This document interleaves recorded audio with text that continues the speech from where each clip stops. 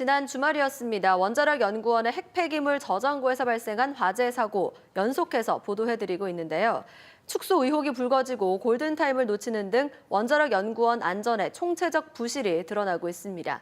이번 사고로 제기된 원자력 연구원의 안전 취약 요소를 취재 기자와 함께 짚어보겠습니다. 이승섭 기자. 네. 먼저 화재 당시 상황을 축소했다는 의혹이 불거졌는데요. 이 부분에 대해서는 하재주 원자력 연구원장이 직접 해명을 했죠. 네, 맞습니다. 어제 있었던 대전시 의원들의 현장 점검에서 화재 은폐와 축소 의혹에 대한 지적이 있었는데 하재주 원자력 연구원장이 직접 답을 했습니다. 한번 들어보시죠.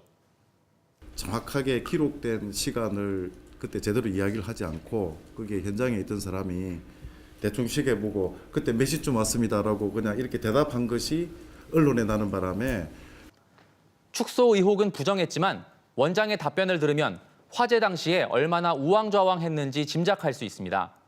실제로 화재 발생 16분이 지난 뒤에 119 신고와 초기 진압이 시작돼 골든타임을 놓친 사실도 지적됐는데요. 연구원 측은 불이 난 밤 8시 7분에 연구원 중앙상황실에서 화재 경보가 울렸지만 현장이 어딘지 헤매다가 16분이나 걸렸다고 밝혔습니다. 화재 경보 시스템의 오작동이 워낙 많은 데다 정확한 화재 위치 확인에 시간이 오래 걸려 초동 대응이 늦었다는 설명입니다. 네, 이번에 불이 난 곳이 핵폐기물 저장고입니다. 이 핵폐기물이 보관된 곳이라면 화재 대비가 철저해야 할 텐데 미비한 점이 많았다고요? 네, 맞습니다. 취재진이 불이 난 건물의 안팎을 한번 둘러봤는데요. 소화전은 아예 없었고 건물 안에 방화복과 장화, 소화기 몇 대가 방화시설의 전부였습니다. 또 연구원은 화재에 빠르게 대응하기 위해 자위 소방대를 운영하고 있습니다. 모두 300여 명으로 구성돼 있지만 불이 난 주말 밤에는 불과 6명이 근무하고 있었습니다. 그나마 펌프차와 같은 소방 차량은 없어서 각 건물에 있는 소화기나 소화전으로 초기 진화에 나서는 형편입니다.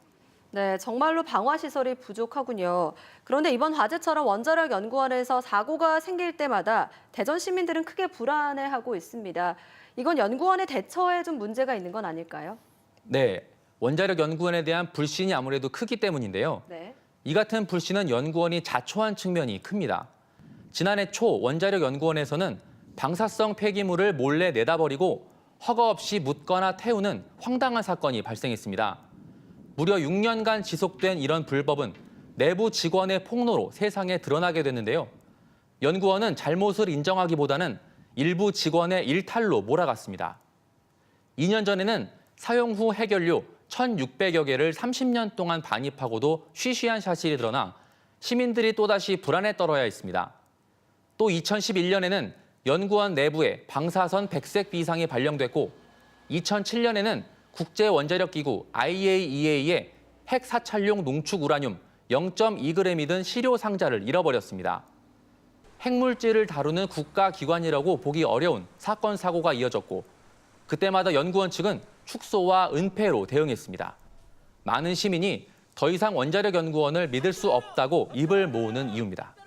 네, 이렇게 잇단 안전 논란 속에 하재주 원자력 연구원장은 내일 대전 MBC 취재진을 만나 입장을 밝힐 예정입니다. 불안해하는 시민들을 설득할 수 있을지 지켜볼 일입니다. 이승섭 기자 수고하셨습니다.